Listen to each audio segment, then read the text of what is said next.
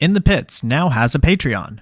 Whether you want to get directly involved with the show, have a product or brand you want to promote, or just want to show support, In the Pits Patreon has tiers for all levels. Head to patreon.com/inthepitspaintballpodcast to check out the supporter, sponsor, and partner tiers. Opening up a Patreon was a level I could never have imagined getting to when starting this show a year ago. And whether I get 1,000 subscriptions or not a single one, I'm still super thankful for all of the support I've received from all of you. Enjoy the episode. In the Pits is partnered with Mariachi Águilas de Oro. Based in Austin and servicing the surrounding areas, these golden eagles will bring life to any event you are having, from birthdays, anniversaries, holidays, corporate events, or even a simple performance to enjoy. Guillermo Padilla, one of their trumpet players, is also a member of the Texas paintball scene. Visit them on Facebook and Instagram to check out some of their past performances, or give them a call to book them for your event today. In the Pits is partnered with Munoz Jerky. Made right here in the state of Texas by JC Limon, Munoz has some of the best tasting jerky around, and each flavor has ties back to Texas paintball. I personally recommend the Texas Titan flavor. Head to unozjerky.com and use code PITS10, where a portion of every purchase will go back into the Texas paintball scene. In the Pits is partnered with XTPL Events. The Extreme Tournament Paintball League is a series put on by the Lukow family of Paintball Fit fame that gives the opportunity for players to learn and grow together as a team. 3-man, Challengers and Champions X-Ball, Draft Mech X-Ball, and even Youth 3v3. There's something for everyone at XTPL. Not to mention prize tosses, raffles, and the infamous paintball munching contest. Events happen throughout the year, and the prizes never disappoint. Sign up for an XTPL event today on PB Leagues. In the Pits is partnered with Hydra. Designed by players for players, you can outfit yourself in Hydra gear from head to toe. Have confidence that when you make a purchase from Hydra, you are purchasing a well-tested and well-thought-out product, trusted by several top teams, including first-place semi-pro team PaintballFit.com. I personally recommend their Hydra Black knee pads. Purchases over $100 receive free shipping. Head to hydra.fit to browse their selection and discover the Hydra mentality. In the Pits is partnered with Bem Wraps. Behind every mask is a unique and creative player. Tap into it when you order your next custom headpiece. Their Build-A-Band lets you communicate with them one-on-one to make your order just the way you want, all the way down to the color of the stitch. Check out their Instagram at BemWraps for drops and build videos of them working on orders. They offer very competitive pricing, so reach out today to get started on your own one-of-a-kind headpiece. In the Pits is partnered with Skull Monkeys Paintball. Equip, engage, excel. In the Pits is sponsored by FU Athletics, created with a purpose and focused on building a better you. We are a brand that matters in your workout, and every purchase gives back to cancer research. Go to thefuathletics.com and use code INTHEPITS25 for 25% off of your order. In the Pits is partnered with Compete. Compete is a Texas-based brand by Jell Stewart of professional team AC Diesel that provides custom jerseys, pants, headbands, straps, tech shirts, and any other soft goods to help individuals and teams compete at the highest level. Support Texas Paintball and message Compete on Facebook or Instagram and mention In the Pits Podcast for 10% off your entire order. In the Pits is partnered with Get Dat Shot. Get Dat Shot now offers first-in-line photo and video editing, 20% off Get Dat Shot merch, and 20% off prints to all teams that wear the Get Dat Shot logo on their jersey. Message GetDat_shot on Facebook or Instagram to become a Get Dat Shot program team. In the Pits is partnered with Paintball Kumite. Paintball Kumite is a program designed by Colt Roberts of professional team San Antonio X Factor to take paintball players of all ages, experience levels, and skill groups and mold them into champions. The program breaks the game down into small, easy-to-learn sessions designed to help you master the fundamentals so that you can elevate your game. Newcomers to the program get a free 1-hour introductory class when mentioning In the Pits. To sign up for a class, message at Paintball Kumite on Instagram.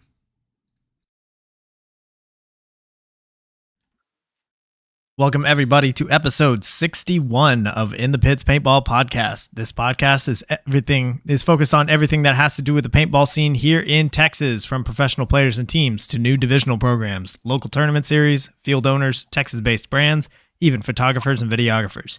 Every week, we'll have a short and sweet episode with a new topic and a new special guest. I'm Christian Smith. I'm a player for the Texas Titans. In this episode, we are going in the pits with Victor Abarca, Taylor Munoz, and Brandon Linaldi, players for Texas Demolition and winners of the Bunker Fest Texas Shootout. Gentlemen, how are you doing this evening? Doing good. Thanks for having us. Doing pretty good. Thanks for having us. Doing good. Recovering from this weekend. Yeah, no kidding. Like I saw so many people like going like collapsing on the field, going down on the field, like not just players but staff members, refs. Like it was savage out there. Like the air itself wanted to kill you, and like, man, especially with y'all like basically running what you had 6 guys on your roster and you won the whole thing. So just to be able to do that in that kind of environment was awesome to watch. So congratulations again to you guys. I want to definitely dive right into how this past weekend was. So this question is going to be for all 3 of you. So this question is brought to us by XTPL Events. You guys competed in the Division 3 X-Ball division in Bunkerfest, ended up taking home the gold. So how was the overall experience playing in the event? Well, I mean, I think the obvious one is it was really hot, right? But beyond that, I think Bunkerfest is always a really awesome event to play. I think the staff is really friendly. They keep the event clean. It really seems like they are trying to look out for this weekend was everybody's safety, but I think normally just making sure everyone's having a good experience. Yeah, it's great hospitality there. Staff's always come check on us and make sure we're doing good. So overall, it's always a great event. Definitely. It's one thing I noticed is the games are always on time. They're never running behind schedule. I think that's one thing that they are pretty adamant on is always being on time. Schedule runs perfect, no hiccups here or there. It just great overall event. Highly recommended. Yeah, I think just their level of planning and preparation really shined this weekend with having all of that extra stuff like the immersion cooler where you could go and like dip both of your arms in if you were feeling too hot. Obviously, just waters were everywhere and just constantly like as far as like the refs and staff, they had like what seemed like a bigger rotation to be able to keep their staff members healthy, but also keep the schedule flowing. So I think this weekend definitely was a success. So this question is going to be for Brandon. So this question is brought to us by Skull Monkeys Paintball. Brandon, you came away with the MVP award this event, and obviously in the Bunkerfest series, the MVP award is a team vote. It's not awarded by the webcast or the staff or anything like that, just by your team. Do you think for you, was it like a specific moment on the field that sealed that MVP vote, or do you think it was more of a general performance throughout the entire event? I think if you were to rate it over a general performance for the event, it'd be pretty tough to pick a player on Demolition. I thought everybody was playing really well. And then, I mean, you played the layout. So it's very much a team base, hold your zone, communicate it out, right? That's something like it's really tough for an individual player to kind of come out of a layout like that. So I would have to say it had to be that last move for sure. Definitely the last move. Well, let's hear it from your teammates. Taylor, do you think it was just that like specific moves or just how Brandon played overall? Well, I think overall he played great, right? We all as a team played fantastic. The finals match, he had not only 1, but 2 very good moves. The second point of the match, he also went down the snake, took out a couple players when it was a low body situation. We were lower on the bodies than they were. So he had a really good move that second point, which caused them to get a gross major with their last body alive.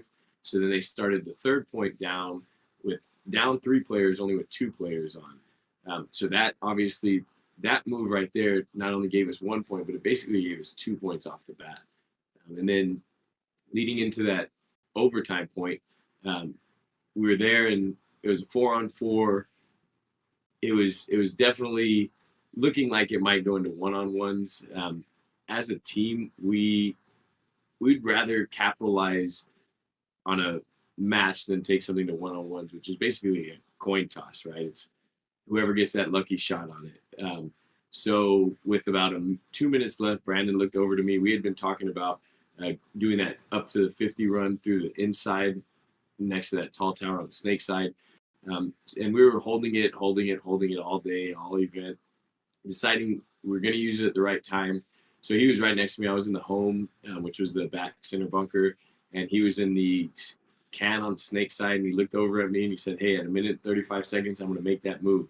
All right, perfect. I got to put in the snake corner. That was my job basically, because that's the only guy, if he looked inside, could probably clip him. Yeah. So got down to a minute and 35 seconds.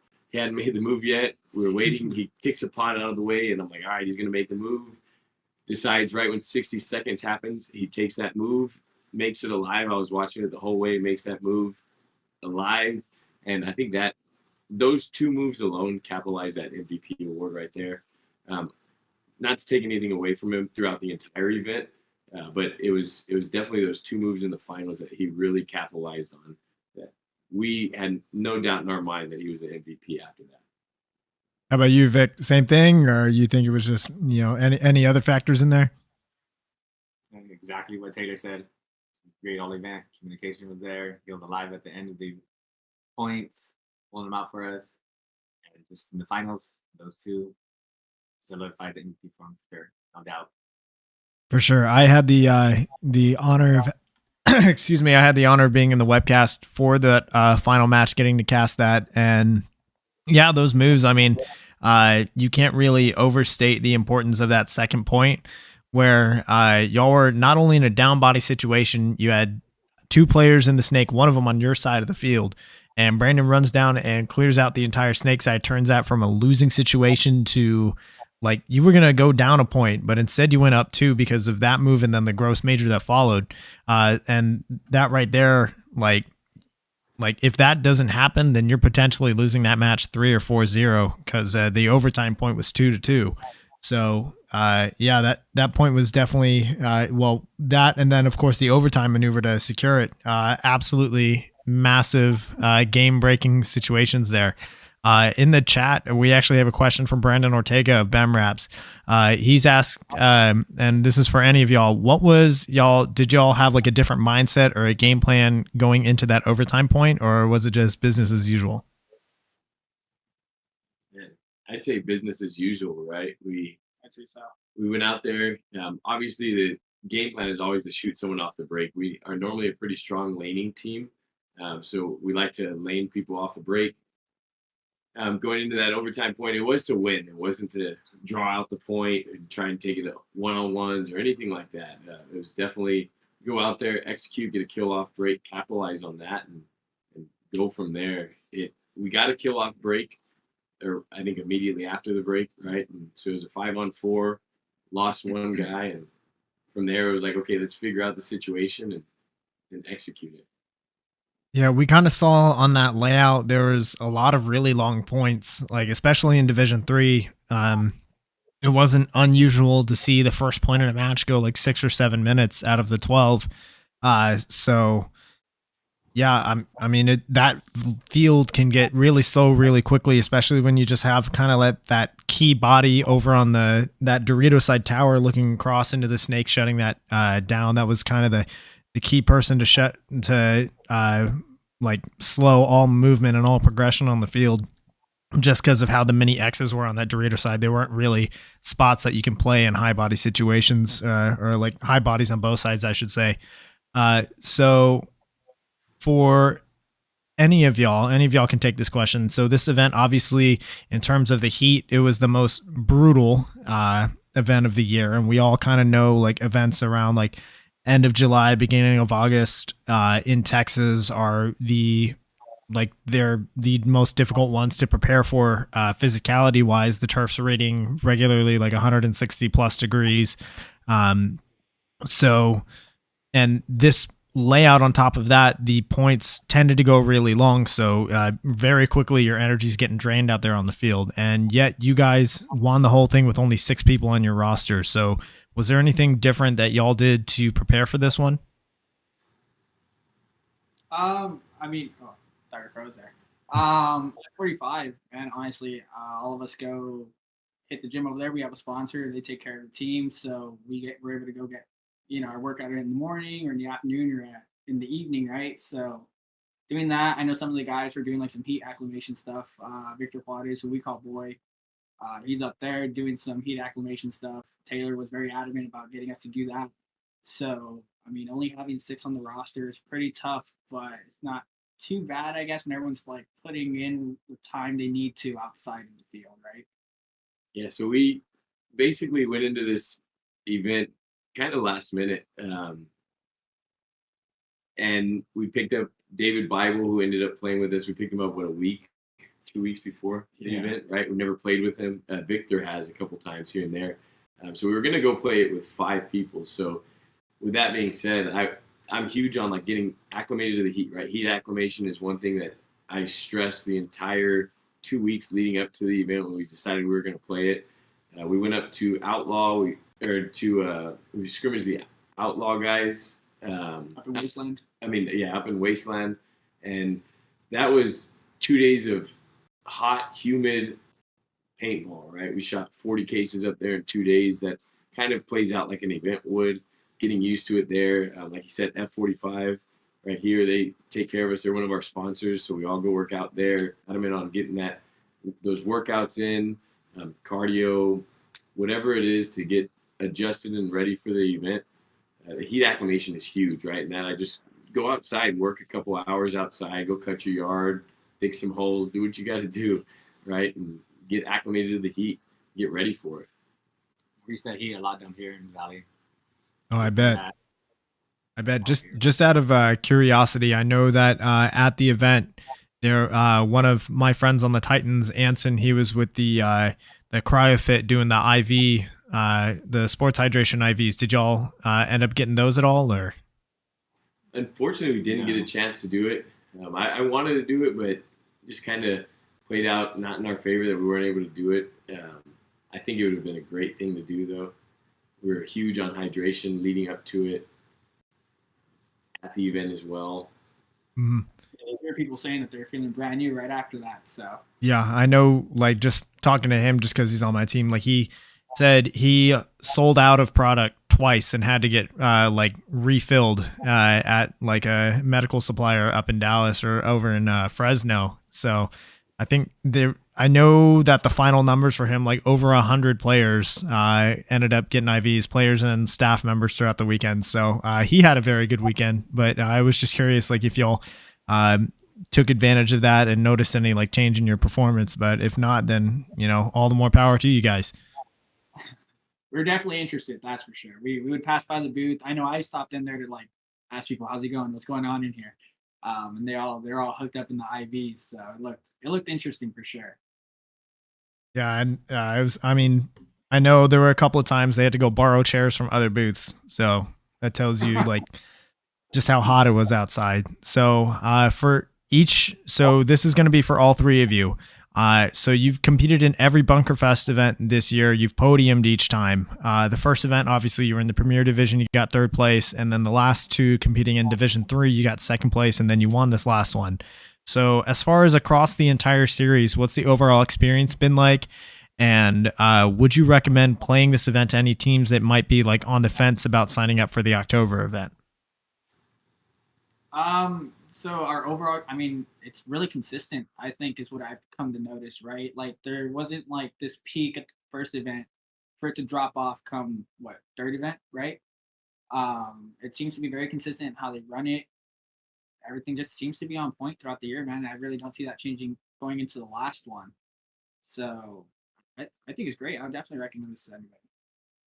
Definitely recommend going. Great. Yeah.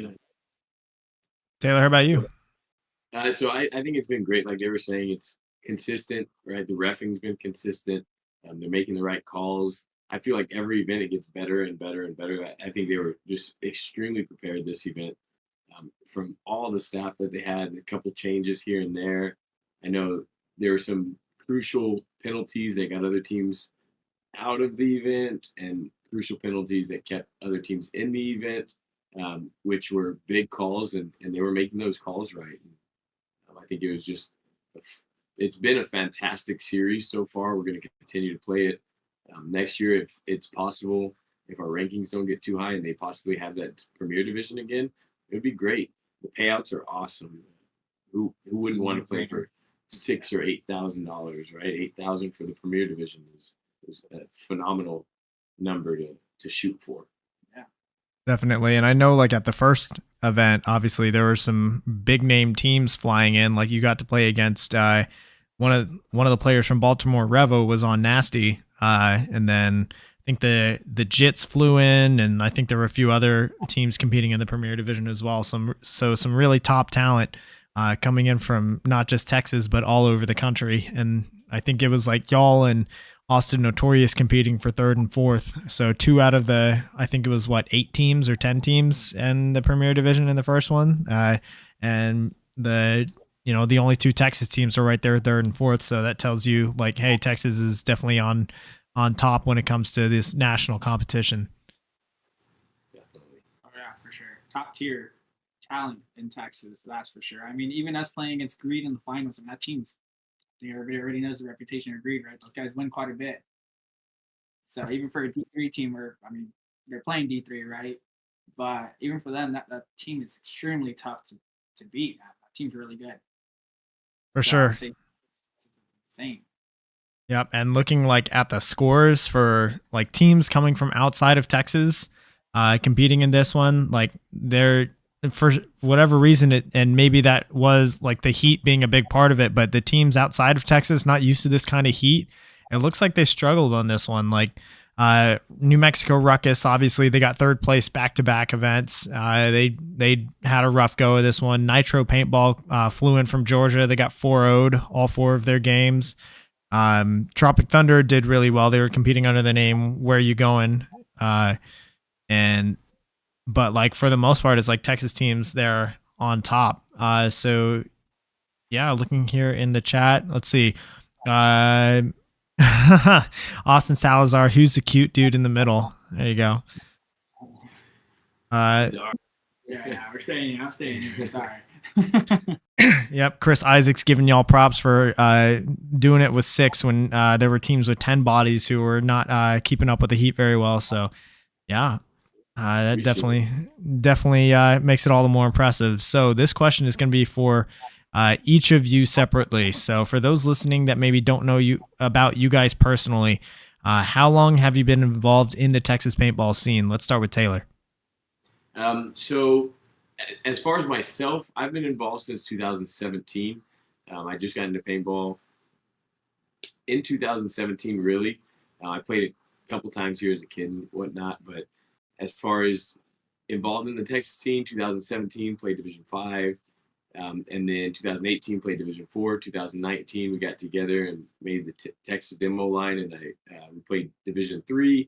Took a break in 2020, and then started slowly getting back into it in 2021, 2022, and then we got the line back together in 2023. So that's really about 6 years that I've been involved. Trying to just get our name out there, get my own name out there, and really represent us as a great organization and a team, and respectfully. For sure. And I mean, y'all's results speak for itself, especially this year. So Brandon, how about you? How long have you been involved in Texas paintball? I'm gonna count that as like kind of starting playing, right? So I would say if that were the case, then I started playing between 2006, 2007. So for a little bit now. Yeah, so I played for teams such as, I started off playing paintball with South Texas Clutch. That's kind of team that I started here in the Valley. From there, went on to teams like, I was on X Factor's practice squad for a little bit, Grit, IDK, which kind of was like lockdown IDK type thing, so kind of the same thing. And then we're here now, Demolition. Victor, how about you? I started when I was a sophomore in high school. Played my first 3-man tournament locally here at Maven's Paintball. I was first with Haywire. Then after that, I think I quit for a couple years. Started again when I was in college.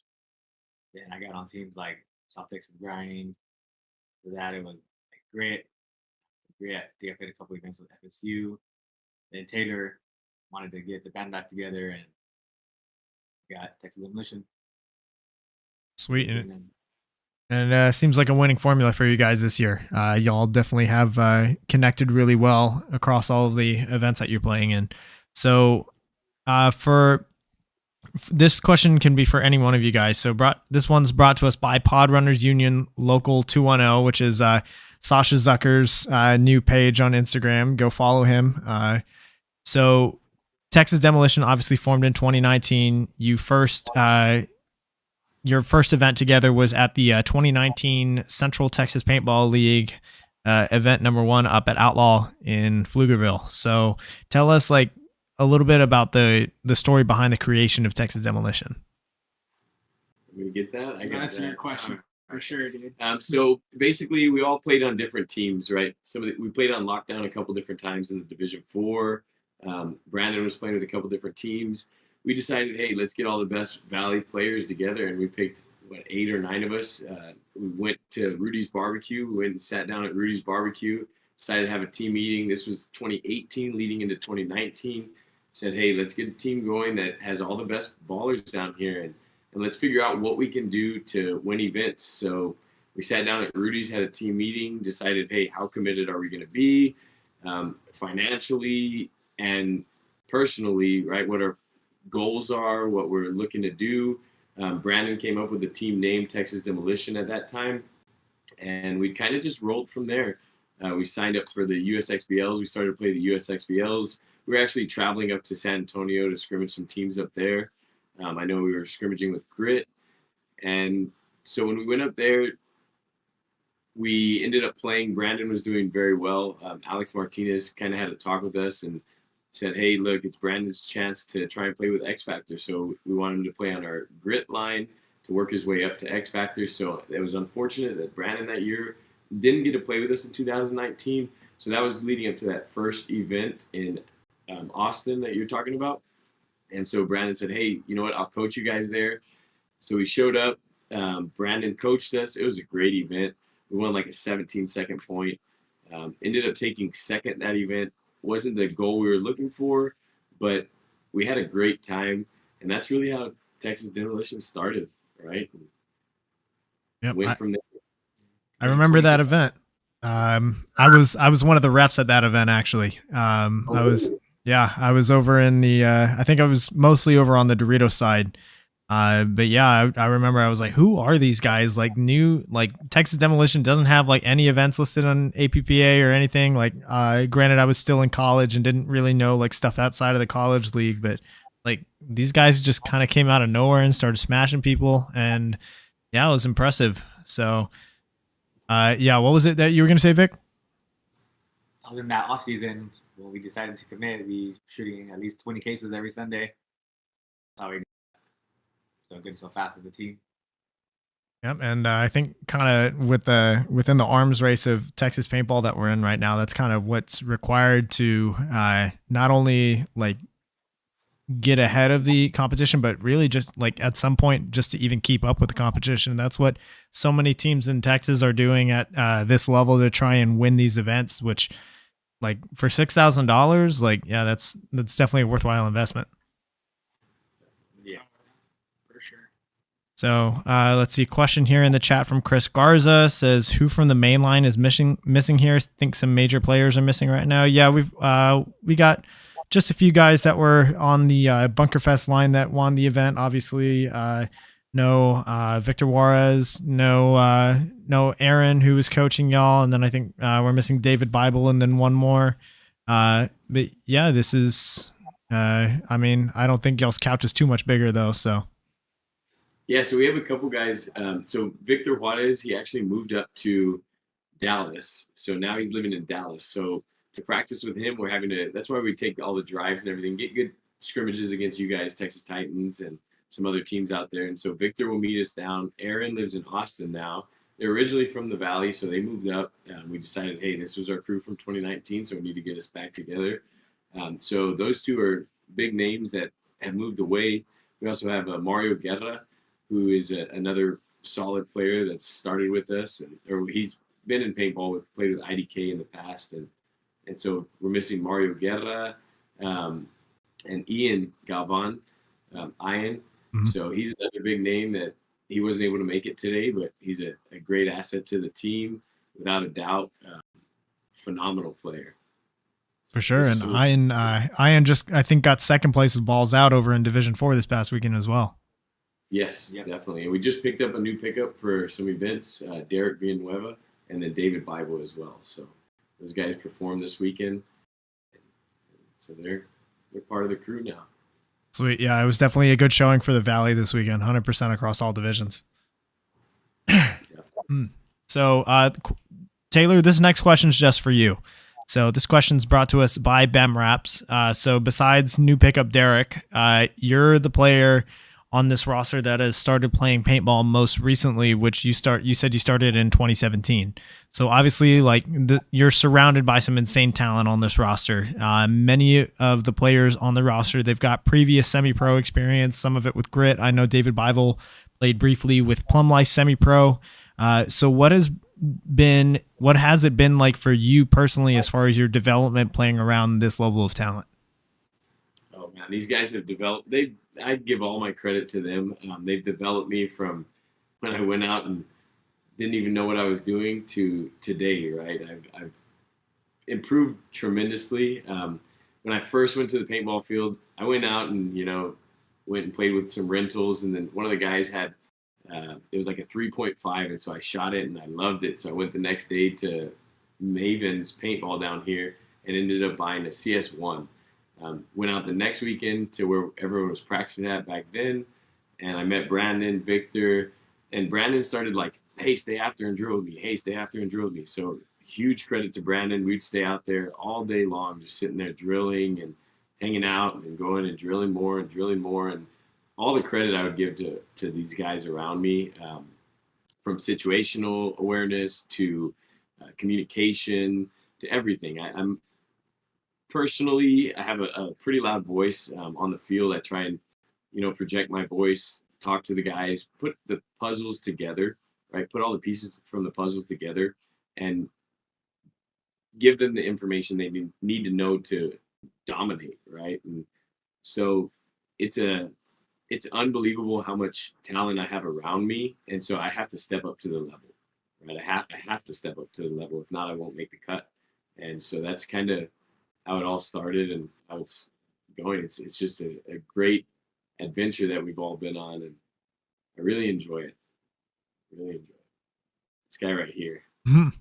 So would you agree? I know a lot of people that have come on the show in the past that have made it like to the very top level, either pro players, semi-pro players. They've all given the advice of like how to improve your game quickly is to like play against better competition or play against, like obviously like put in the work and know that it's, you're not going to be like the schoolyard bully, as Colt Roberts puts it. You're not going to be the big fish in the little pond where you're just beating up on some of like the newer players, Division 5, Division 4. Would you say that that's like that piece of advice is sound, or do you think it's also just a bit of like obviously your own work ethic? No, I think that's huge advice, right? Great advice. I would go and get bullied by these guys when they played with IDK. There was a guy named Nate Hasso who he was a great snake player. He would get in the snake, and my goal was always to shut him down, shoot him, because if not, he was getting in the snake, tearing us all apart. We would get bullied at practice, and it was really just getting out there, winning a point every 5 points, right? Hey, let's just win this, right? They're going to run all over us. I don't want to play against people that were bullying in practice. That's what I'm completely against, and I tell all the younger division guys that play out at Delta with us, play against us. There's a lot of teams that don't want to play against us. They say, oh, we shoot too much paint or it's not any fun. But how are you going to get better if you're not playing the best, right, in that specific field? We love to go up, scrimmage Austin, FSU. Hey, their pro line, we've gone up a couple times, scrimmage them up there. And really the end factor is playing the best people you possibly can. At some practices, we'll play against ourselves just to get a gun that can really gunfight against us good and go from there, right? And so I think it's amazing advice. I highly recommend it to anyone. Don't ever snoop down to win at practice, because it's not going to lead to the event. You have to get bullied. You have to lose at practice to go out to an event and realize what you're doing wrong to really win and capitalize. For sure. And in the chat, Steven Enslow, he says that Balls Out gets bullied weekly by y'all, which, I mean, hey, Balls Out, they did get second place at this event, so maybe there's some truth to that one, man. I'd rather get beat in practice than get beat at the event, right? Yeah, they're a great team, and they win points against us without a doubt. Yeah. They go out there and they give us a fight. So It's great scrimmaging against them, and they're doing awesome. They're understanding the layouts and what it takes to really win. For sure. And kind of speaking on y'all traveling to go scrimmage all of these other teams like Austin Notorious, like the Outlaw Anodizing guys, like us, the Texas Titans. This question's brought to us by Mariachi Aguilas de Oro. So Demolition, y'all travel all over the place. You go to Austin, you go to San Antonio, you go to Houston. Do you notice, like, as far as like the different regions of Texas, do you notice a difference in either skill level or perhaps like playing style in those different regions? I mean, yeah, definitely. I think everybody kind of has their style of play, but I think Texas as a whole kind of shares this like commonality that is zones and kind of controlling the field, even if it is like with aggression, right? Like I think you guys play rather, or at least our opinion of you guys is that you guys play rather aggressive, but you guys definitely get the advantage whenever you guys kill the wide guys. You guys do seal those things off, right? And on top of that, you guys definitely make moves to now counter what would be our getting out wide to fix the issue, right?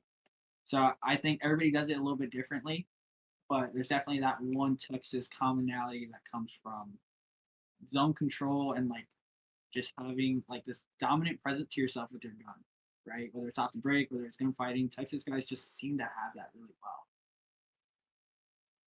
Definitely, Texas is they've got solid fundamentals across the board, and I've noticed, like, I mean, just for myself, just because I live in Austin, so I kind of play back and forth between Outlaw and X Factor on different weekends. Like, there's a definite, like, I don't know, it's hard to describe the different styles, but I'd almost say, like, obviously everyone has the good fundamentals of zone control that you would expect in upper tier teams, but just like where they attack, almost like it feels like whenever you go to up to play against a team from Austin, like they always love taking the snake very early on in the point.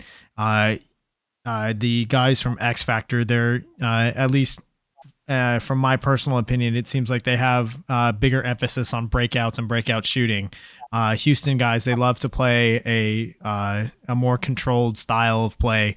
And then like the Dallas guys, they're all like from the school of AC Dallas, AC Diesel. So, you know, like kind of the similar style there. And it's interesting to see how they like clash up against each other, especially now as you guys in the Valley are like coming up and taking on all of these different styles and really like, hey, Valley guys have their own unique style and you got to watch out for them.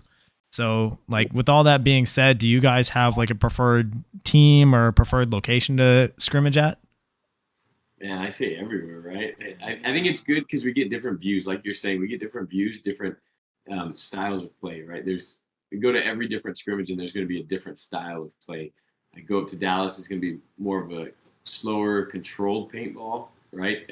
Austin, like you said, the FSU guys are going to take the snake off break or soon after, and they're going to really push that snake. Outlaw guys, they were giving us some up the middle presence this past time we were playing them on one of the layouts. You guys, I feel like y'all give us a lot of up the middle. Like y'all get up in the middle and shut off a zone and control it from there. And you have really strong guns off the break. I think it's super beneficial for us to go and see all these different styles of play and understand what we need to do to win, right? And I don't think we have a specific style of play ourselves. I don't know. Have you seen any specific style of play that we? I mean, it's just from y'all. Like, obviously, we've scrimmaged what, like 3-4 times this year now. It seems like y'all always have really good shots off the break, and I think like whenever you get to the upper tier Division 3, Division 2, Division 1 teams, like that just has to be an emphasis, which y'all seem to have latched on a little bit better than a lot of the other teams that you're going up against. Other than that, I mean, like you're very like if you do happen to lose a body early, you're like immediate as far as plugging the hole and still being controlled on the field, even if you're down multiple bodies. So, it is again like a very interesting kind of stylistic clash throughout the different regions, which does give you all that advantage, as you were saying, like just having experience scrimmaging all these guys on a fairly consistent basis. That's what I think we're trying to do. We're just trying to go and scrimmage people with different styles and develop our game as a whole. For sure. Yeah, in the chat here, yeah, Rick Hall. What's up, Rick? Says demo guys are killing it this season. Yeah. Brandon Ortega, he's saying that they need that high speed train to be built already to San Antonio, to all the different branches. Yeah, it'd be great to be able to just get everybody kind of going around Texas a little bit more consistently. Like we love scrimmaging y'all. It would be an awesome experience to get to scrimmage the rest of Texas more frequently. Yeah. Yeah, another 4 hour bus, right? Oh, go ahead. Yeah. I was just going to get to another question from the chat, but you said how much of a drive is it? 4 hours? It's a 4 hour drive to y'all, a 6 hour drive to Austin, 6 hours to Houston. So sometimes we'll make that drive in a day, right? And that morning we'll wake up at 3 a.m, drive up there, drive back. And I mean, it's time that we have to commit to do it. This in Houston, my dad lives up there, so we were able to stay at his house this past time. So that gave us like a 2-day scrimmage. So we were able to do that. When we go up to like San Antonio or Austin, we'll stay out at my mom's ranch out there in Kennedy. So it's about an hour from y'all's field and then about 2 hours from the Austin field. So that helps us kind of save money because traveling a lot does get expensive for us, without a doubt. For sure. Let's see. Another question here from Brandon. He asked, do y'all believe in the winning the weekend before the event curse? Do you believe that you need to have a really tough practice before the event in order to do well? Or do you think there's like any correlation being like, oh, we didn't get tested at all this previous weekend? That's kind of concerning going into the event. That is concerning. Yeah, definitely a red flag if we're not getting tested out there. It's I don't know, it gives you a false sense of confidence, right? So we at least on Demolition, I know like it's not even a sense of confidence that we get from something like that. Yeah, definitely. In 2019, every time we won the USXBL the weekend before, we got our butts whipped by Grit. And come back the next weekend and we got first place in the San Antonio events. Yeah, and now I think when we go out and we have like a tough couple of points, right? So now I think we're able to adapt and adjust our playing style and how we're playing the certain layouts, especially with it being a blind layout. We're not really doing much until we get to the field, figuring it out from there, walking the field and everything. And so when we go out there, we lose a couple points. We have to come back in, just like if it's a tournament, we talk about it, we figure out, hey, what can we do to capitalize on this layout? And we go out there and we start to execute from there. So I think being able to adjust on the fly like that is huge in our success now. And definitely new in like our arsenal, right? Because I think us traveling to play other teams, originally I don't think any of us really liked playing slow layouts. I think we all felt like we were very aggressive players that wanted to do it that way, but we kind of lacked that other gear to be able to kind of close out the game a little bit cleaner or like take advantage of the advantage that we get from our cue off the break. This year, I think we really put a hard emphasis on that into our practices. We've been able to put that into like our arsenal of little tricks that we can use in the tournament, you know? Definitely. I mean, the results speak for themselves, right? So this next question is brought to us by Paintball Kumite, and any one of y'all can answer this one. So who are some of the individuals or organizations that have helped Demolition out along the way over the years? Yeah, or you go for it. Yeah, they're very teaching. Look at that. Over the years, the fields, like Mavens, he was one that was getting us to paint when we first started in 2019, allowing us to shoot so much to get good so quick. So he helped us a lot with that because paintball is an expensive sport. He definitely helped us with paint prices. One of the old fields that we played at, they really helped us with paint. They would, every once in a while, they donate 20 cases a weekend, right, to us. That helped us tremendously. I would say there's a lot of people out there that it's hard to pinpoint exactly who's helped us because we really are on an island out here in the valley. There's not much competition higher than what we play down here. We have some good D5 teams, D4 teams, but we're really trying to make it to that next level. So being able to have those scrimmages, right, just really help us out. But as far as individuals also, right? Yeah. So I would say I guess for one, you always got to thank your sparring partners, especially the local ones, right? Because you go back and forth, it gets competitive, and sometimes it gets a little heated. But regardless, we're helping each other out. So I definitely got to put an emphasis on that. But beyond that, at least for the year, Jill Stewart definitely helped us quite a bit. I mean, like opened her eyes quite a bit. Derek Jordan, I have to shout him out for the first practice that we had. Definitely gave us a good push into the right direction of the style of play we were trying to accept. So that also helped us out quite a bit, right? We have to thank our field owners. I mean, and then really sparring partners outside locally, like or outside of our local area, like you guys and Outlaws and FSU that's helped us this year. Without any of that, we don't get the little bits that we need to progress, right? And I'm sure you feel the same way. It definitely goes a long way. Just the little things that you can get from anybody, man. Like it goes a long way to develop your squad. So there's quite a few people, but I think for now, I think that those would be the main ones that I can think of. For sure. Yeah, I know like y'all are definitely, as far as our scrimmaging partners this year, like we've played y'all the most out of any other team, and it is always an enjoyable experience. Like it never gets heated. You never see like guys popping off, losing their temper or anything like that. It's just, hey, we're here to work. We're going to help each other out, get better. Y'all are definitely like, if every team were like y'all as far as scrimmaging, like we would get so much more done on the field. It's such an enjoyable experience overall. And like, we wish that y'all lived a little bit closer so we could get that more often, to be completely honest. Yeah, so we're definitely from the school of let the better man win, right? Like if you guys get better, we get better. And we follow that same motto here in where we're from, in the Valley, right? So whether we go up there and even if it's layout weekend, bounce shots here, bounce shots there, like we'll help each other out and share information, because ultimately you get to the tournament, we all figure out the same information for the most part, right? So just to have a quality practice, it benefits us, and then it benefits the other guys, and then it builds a good relationship with everyone. So we definitely do come from the school of let the better man. Definitely. So next question here is from Munoz Jerky. And JC is here in the chat as well. So this event, Munoz debuted the Texas Demolition flavor. So have you guys gotten to try it yet? And what do you think of it? Without a doubt. We got it right here. We got it right over there. The best flavor he's got right now. Always. Yeah. My pantry's full of it. There's all we eat. Talk about F45, shout out. And then we got Munoz Jerky, which breakfast, lunch, and dinner. I don't know what else you'd be eating. If it's not Munoz Jerky, it makes no sense. So get right.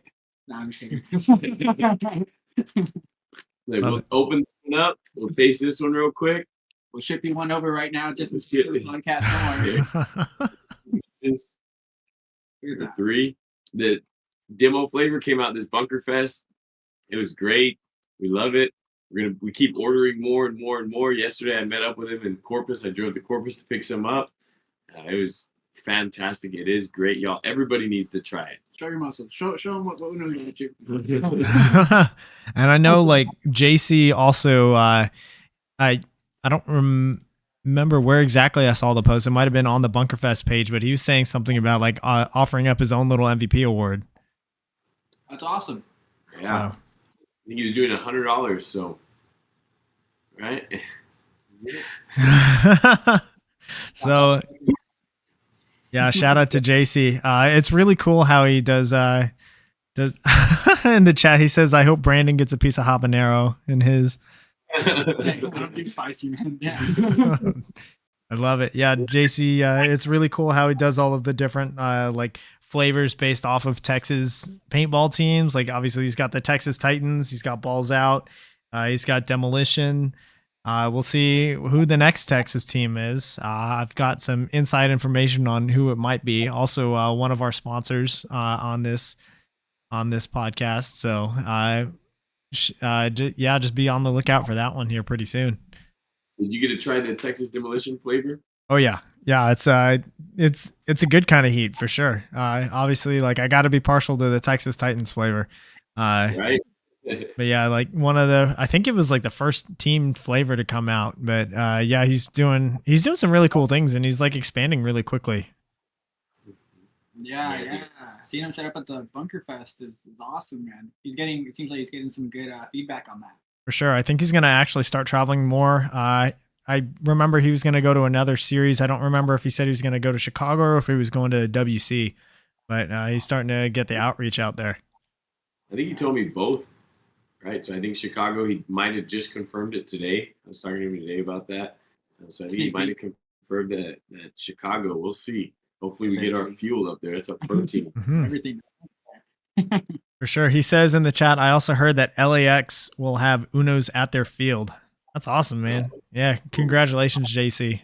Keep it up, man. So this next question is going to be for all three of you. It's brought to us by FU Athletics, which is Thomas Fuss at Brand of Athletic Clothing. Thomas just had a baby this past weekend. Congratulations, Thomas, his first. This go to thefuathletics.com, use code inthepits25 for 25% off of your order. So this is going to be for all three of you. Victor, we're going to start with you on this one. What has been your favorite moment in your paintball career so far? My favorite moment, probably just winning with these guys. It's been a journey, just playing with them, getting to know them, coming together, fixing all the problems that we had, just coming out on top. No better feeling than that. Wait, Brandon? Can I give you two? Sure. Yeah, I wouldn't say my first one wouldn't be a moment. I would say probably like an era of paintball, right? During when I first started, I got to play with my dad. Him and I both started South Texas Clutch. So that was like an awesome experience for me, right? So to be able to play tournament paintball, win tournaments even with them was an awesome experience. I know Devin here locally, I get to see him do that with his dad, and it brings back memories for me. So it's awesome to see. And then moment, I would say.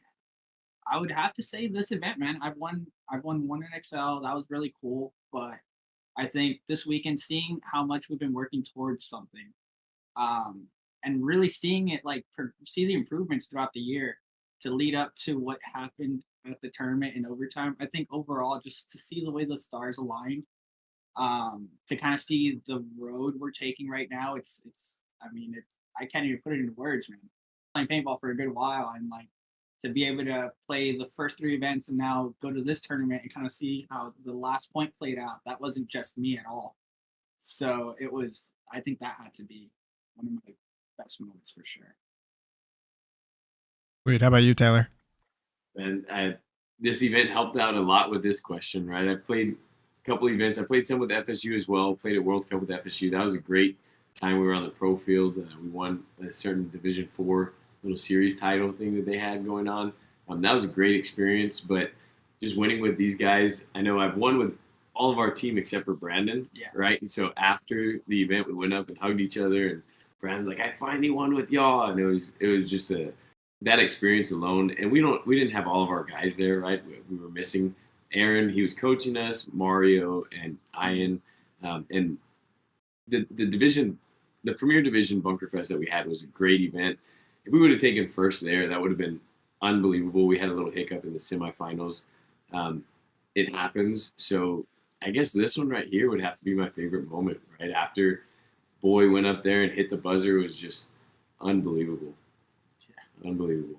For sure. My favorite moment has got to be y'all putting a win on my air tank. So thank you for that. I'm not sure who it was that borrowed it, but thank you. Much appreciated that one.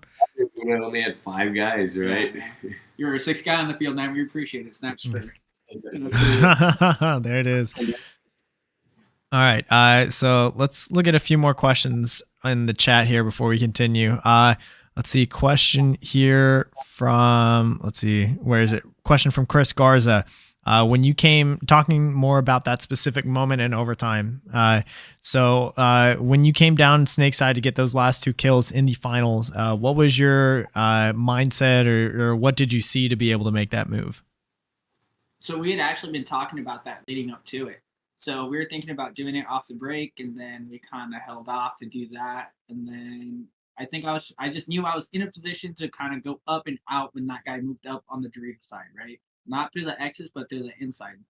So once I saw his head kind of go through there, I figured the move's going to open up at some point. I just need to let my guys know, right? So as soon as I got up there, I I mean, again, we've been working on it all year, right? I keep bringing that up because I played such a big role in the move, is knowing what to do once you see your guy in a position to do something, right? And then we've all been playing together for so long that we more or less know what we're going to do already.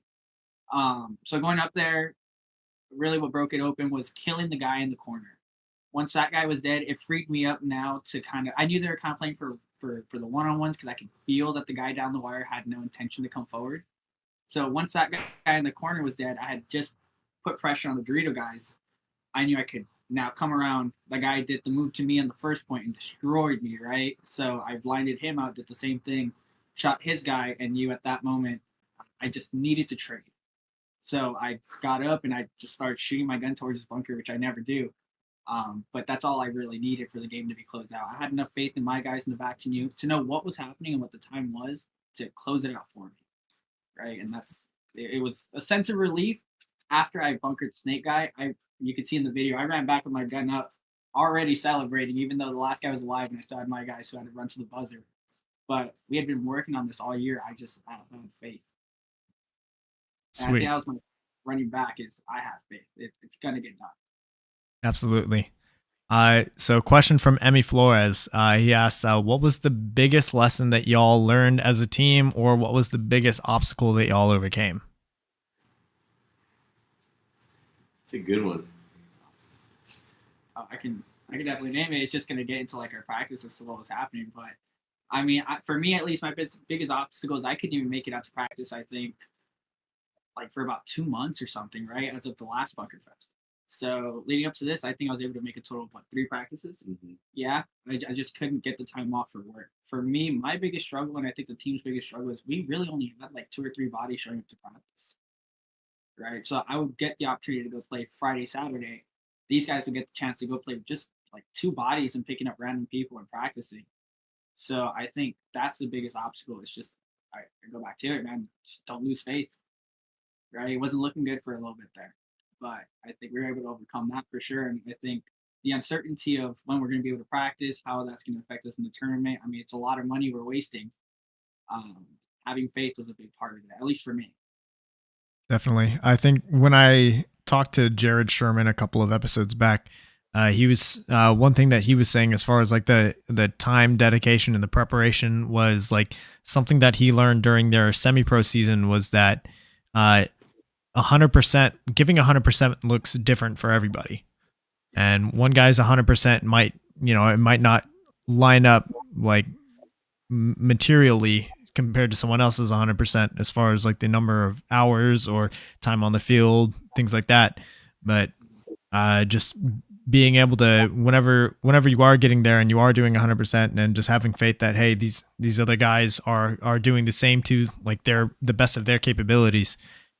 So that's awesome that y'all are still able to keep faith in there during that. I know a lot of other teams would get frustrated at their teammates if like, oh, you haven't been at practice, so what, this is why we suck, or something like that.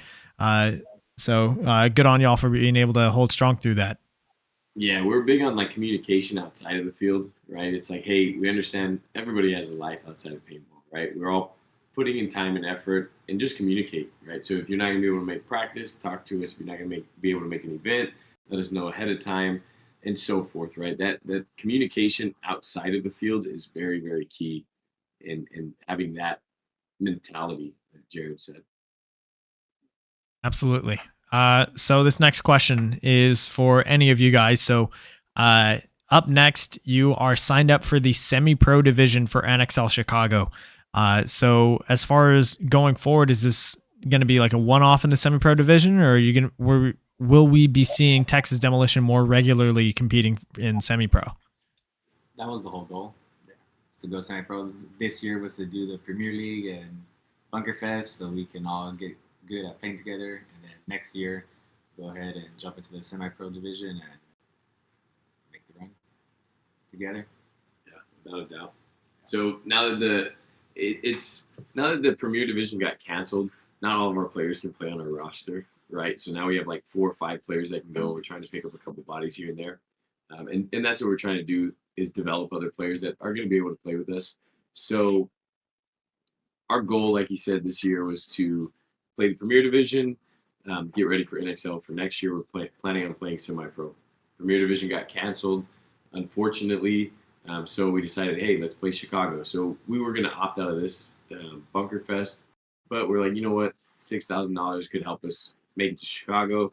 So we ended up playing it, and we signed up for Chicago. Now we're going to play this year, Chicago World Cup, try and get a feel for it, see how it is, work on what we need to work on throughout the off season, and really going to next year with a mindset of how we need to perform. And we're going to try and make the run at it, right? I know it sounds hard or crazy, but with the group of guys that we have, I don't think there's any doubt in my mind that we could win the series next year. And it sounds crazy, but get a pro spot one day, right? That's our end goal here, is get a pro spot and just continue to run from there. First pro team out of the Valley, man. I think that's a goal. It'd be nice to leave here, definitely leave our mark in what is the sport in Valley. Definitely. I mean, that would be a cool thing to have, another Texas pro team. Like with y'all competing in NXL Chicago, there's going to be 3 Texas semi-pro teams with y'all, Paintball Fit, and the Texas Cyclones. And Fit's on track to get that next pro spot this year. So that'll bring us to, I think, 5 pro teams from Texas. You got Notorious, X Factor, Heat, Diesel, and then Fit with being that 5th. So if y'all can get it done next year, then that'll make 6 out of 20 just from Texas. I think Texas definitely has the potential to fill that up. Yeah, Awesome. that would be great. For sure. All right. So this question is brought to us by Get That Shot. Speaking of NXL, Get That Shot, he is booking teams for NXL Chicago, so message him on Facebook or Instagram to get media coverage. So are there any Texas-based either teams, players, brands, or projects that have caught your attention lately? Who do you think deserves more recognition for what they're doing? I'd say the Titans, y'all, the Titans. We've been talking about y'all. Outlaw Anodizing team, right? All the teams that go up and scrimmage us have huge recognition. You got some people? Yeah, I mean, definitely Munoz Jerky, man. I think Munoz is doing something awesome in Texas, something a little different, right? So it's cool to see for the culture. Seems to be fitting in nicely. Other companies and projects that I've seen, I mean, Project G does some really awesome stuff that I see, and everyone's really hyped about that. But I think they get plenty of recognition for sure, man. Everyone's always hyped for those drops. Beyond that, companies coming up or anything, Get That Shot's a local guy here, so we have to shout him out, right? Yeah, definitely. He's started taking pictures with us back in 2019. Yeah, not even that long ago. He blew up. He blew up. He's gone tremendous from there. His photos are great. Yeah. Highly recommended. Highly recommended. And he's a Valley boy too, so I don't think he's from here, but he moved down here and one of our buddies, without a doubt. For sure. There's so many people in the Valley coming up. And speaking of project, I started working for them last month, and I know they had a 10-minute drop just right when the show started, and just of like all the stuff that they had at the booth at Bunker Fest. And already I've got people messaging me. They're like, yeah, I didn't get that at all. It just went like immediately. Another one is Compete, Jell Stewart's company, doing big things, without a doubt. Bam Raps here locally also. Bam Raps, oh yeah. Yeah, shout out to Gels, shout out to Brandon. Yeah, a lot of just really cool things. Like, I mean, you put it perfectly, like for the culture of paintball. There's so many like varied things. Like we got a salsa vendor over at Bunker Fest. We've got the LA cheesecakes coming over from Louisiana, the Royal Cheesecake fam. Yeah, pods for us. Their son ran pods. He was the best pod runner we've ever had. Yeah, shout out to Seth Dolan. Yeah, I may or may not have bullied him on Facebook with memes about him being absent from Bunker Fest until he decided, you know what, yeah, I'll come back. I know this was a rough one for the Heat. Especially, I know there's not too many people that are wanting cheesecake in the middle of 110 plus degree feel outside, but yeah, shout out to Seth. Hopefully we'll see more of you. Yes. Yeah, shout out for sure. We need to get the next See us. Help us. Definitely. All right. Looking at some last questions from the chat. Yeah. Aaron is in the chat. He says, y'all made my flight go fast. Appreciate y'all. Nice. Yeah. Shout out to Aaron. Yeah. Pat Rayborn's in the chat. He says he loves scrimmaging you guys. Yes. Likewise, yes, Yep, sir. Pat. Shout out to Pat. Yep. JC in the chat. He says, yes, he's going to Chicago. Yes, he's going to World Cup. Yes, he's going to WC. So yeah, get some Uno's jerky at any of those events. Then let's see who else is in here. JC says he remembers Brandon being like 13 years old playing with your dad at over at Maven's. So Yep, that's where it all started. yep.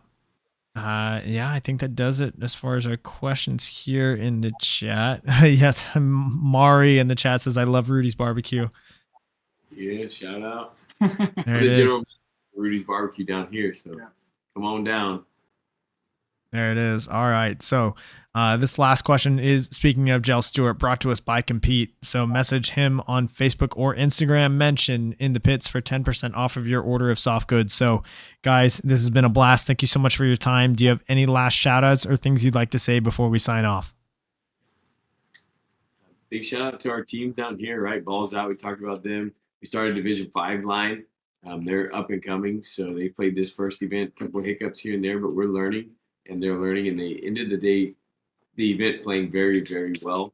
So shout out to our D5 line, up and coming. A couple of our sponsors, Delta Paintball Field, they're huge. That's where we play every weekend. Without them, we wouldn't be able to have a field. They do a great job. Maven's Paintball, Virtue, giving us the best loaders in the business. Sandana for some great headbands and head wraps and all that good stuff. Jerseys, our sick jerseys with the flying skulls on them. Right there. Wasteland Paintball for having us out there. X Factor for having us out there. And Outlaw up in Austin having us out there as well. F45 just for keeping us fit every day. If you need a good workout, go out to F45. Get in your 45-minute workout. You won't regret it. There it is. All right. So that does it for our show. Thank you all online so much for tuning in. Be sure to go follow Texas Demolition. That's at Texas Demolition on Instagram. Also, you can go follow these guys' accounts at t.munoz _ for Taylor. And I saw 2 different Instagrams for you, Brandon. So I assumed I got the correct one at b.linaldi. Perfect. And then Victor does not have Instagram, but just tag his wife and he'll see it. Also follow our Instagram, the Texas Demolition Instagram. Yep, there it is. On there right now for a Sandana or a Venomware headband. So if you just go on there, comment, tag 3 people in it, and like or follow our page, then you have a chance. We're like 46 people away from doing that giveaway. Ooh, there it is. So if you're interested in a headband giveaway, go to Texas Demolition on Instagram. You said comment, share, tag 3 people? Yep. Tag 3 people and just like or follow our page, and that gets you in the giveaway. So we just have to get to 500 followers. Once we do that, we're giving that bad boy away. All right, y'all, you heard it here. So get that in there. So what other guests would you guys like to see on the show? Be sure to leave a comment down below. While you're at it, hit that subscribe button. The show goes live weekly here on youtube.com/@inthepitspaintballpodcast. Recordings are posted to YouTube, Amazon, Apple Podcasts, and Spotify the next day. I want to give a shout out to my partner and sponsor tier subscribers on Patreon: FU Athletics, Get That Shot, Paintball Kumite, Compete, Bem Wraps, Skull Monkeys Paintball, Hydra, XCPL Events, Uno's Jerky, Mariachi Aguilas de Oro, and Pod Runners Union. So we will see you all next week for episode 62, where we're actually going to have a completely different episode format. We're going to do a roundtable discussion where instead of featuring individuals, we're going to get a couple of people together and talk about like a subject. So this first one is going to be about building a brand within paintball. And we're going to have JC Limon of Uno's Jerky, Ryan Brand of San Antonio X Factor and Project, and then Brian Wolf of Verbal, all getting together. So some top minds from inside the paintball scene, inside paintball culture, but doing very different things. So we're going to hear all of their perspectives. So y'all be sure, do not miss that episode. It's going to be a good one. Yeah, Pat says shout out Bunkerfest. And He says, let him know when to collect the headband. He's confident that he's going to get that one. There we go. We got you. All right, y'all. So we will see you next week. And Taylor, Brandon, Victor, thank you so much. Appreciate it. Thank you. Thank you.